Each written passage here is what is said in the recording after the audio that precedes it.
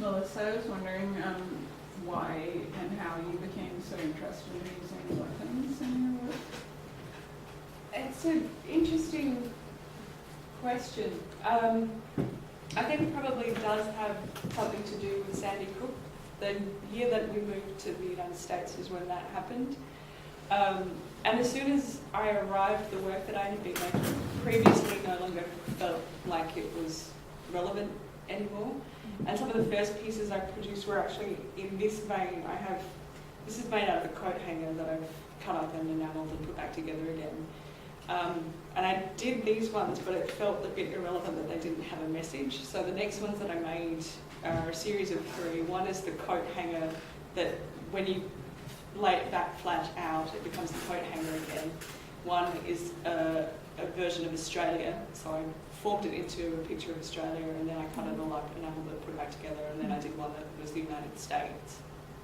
So I think my awareness, I was working with recycled objects and I was working with things that had a message beforehand. I did a series of brooches that reflected on the lifetime of one of the first female mathematicians in Australia. But that was for a specific project, but that probably opened my eyes to the idea that I'm using a form of communication, and what was the message that I wanted to say.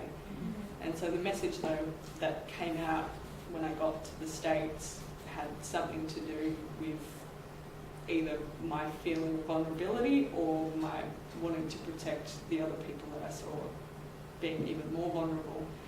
And it was a weird way to do it, but I also didn't want to blame the US because I'm part of the problem, other people are part of the problem, and so contextualizing it in that longer history of like cannon and tank, like we've been doing this for a really long time, where's the solution at? Why are we here when we could be somewhere else? But then at the same time, we've gotten better at building weapons, and so is that a positive thing? Are we therefore killing less people more effectively, or are we killing more people indiscriminately? It's something that was going through my mind a lot at that time, and so it started to come out in the works.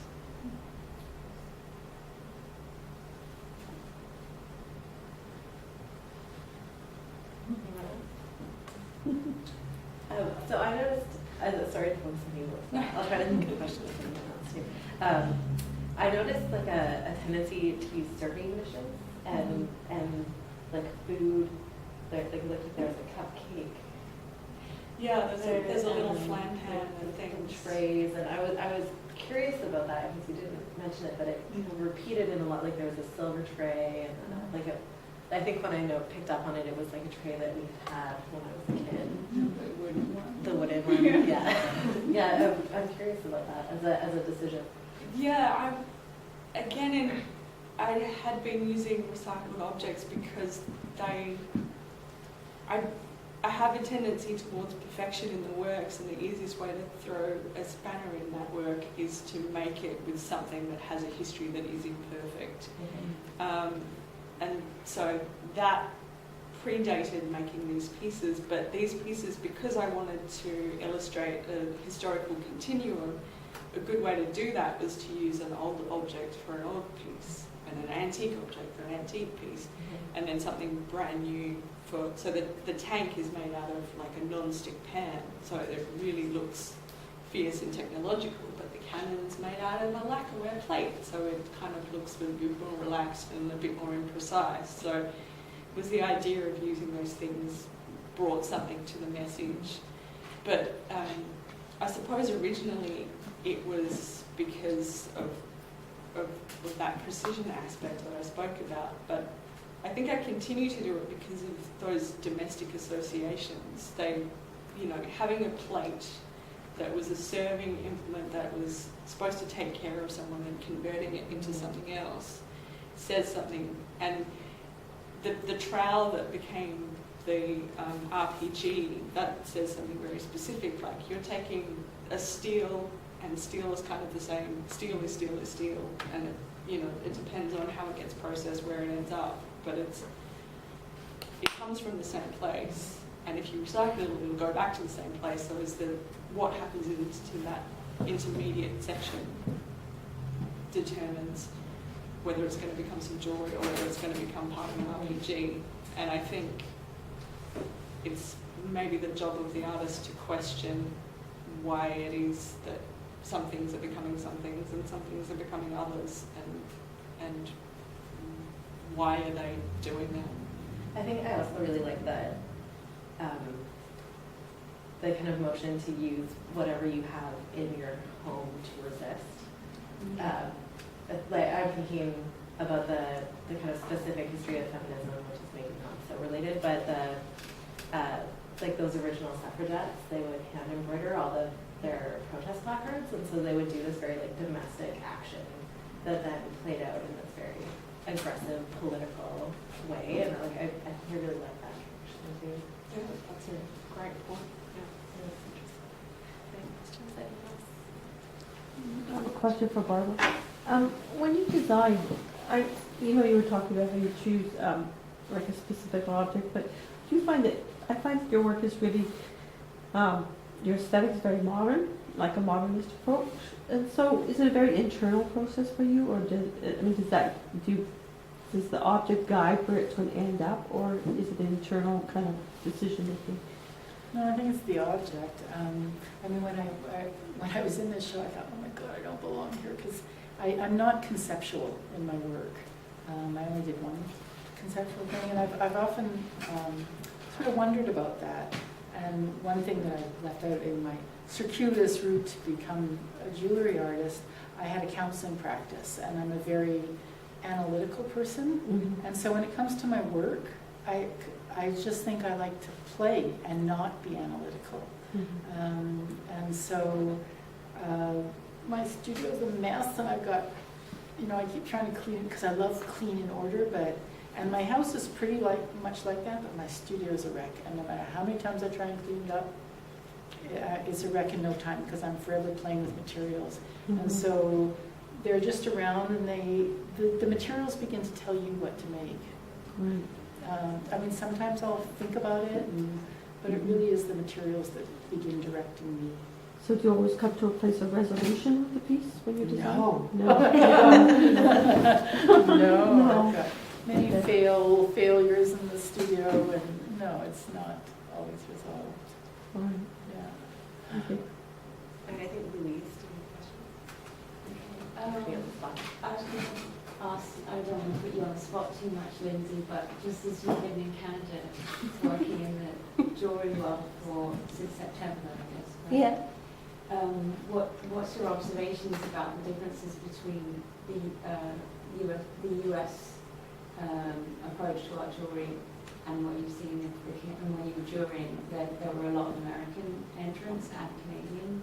Could you see any distinct style or themes coming through, or is it all homogenized? I guess I didn't really know. They were a blind jury. So Yeah, I didn't know who was Canadian. Okay. Yeah. Yeah, But they now didn't you know know. who was who. But that's the thing too. Like I was like it was like a very kind of tumultuous experience for me. Like to filter someone else's curatorial statement and then like try to apply it to work. And there were some people that I knew, I knew the work beforehand, so I had an idea. And then some people's artist statements and what I saw happening in their pieces were totally different. So it was like that was also something to grapple with. So it's hard to say in hindsight even,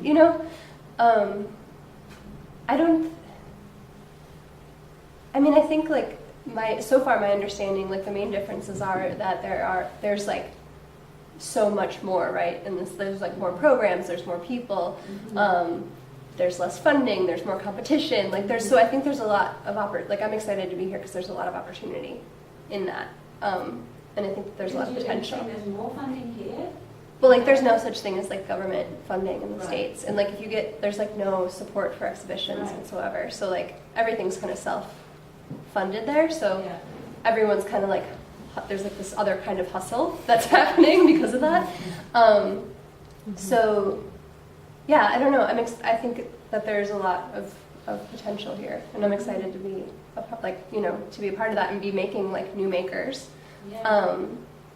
And I don't know. Yeah, I think that I don't know if there maybe is a difference as much. And I guess after this weekend too, I'm starting to think about, like, we kind of talked about this a little bit, but there's like potential, I think, to self-represent as like a continent or like a plate, or like as a unified place, right? And then like, go, instead of, you think about like Australian and like Australia and New Zealand have really interesting art jewelry, or like, Germany, like Amsterdam. They're all kind of like these hubs for I would say what's it in practice, but I think maybe instead of being like one and the other, there's like potential to just be and like function in that way.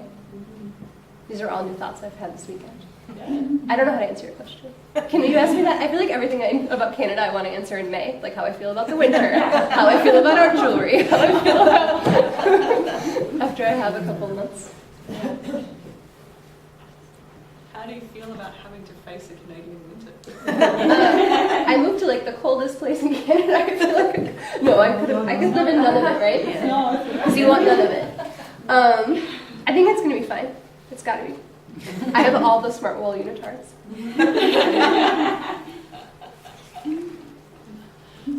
Sorry, any more questions?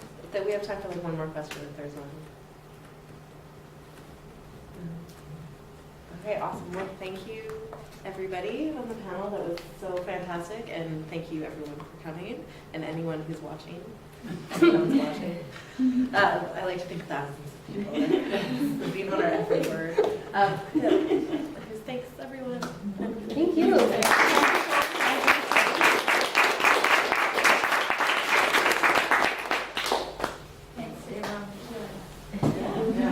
Awesome. Let's go drink some beer.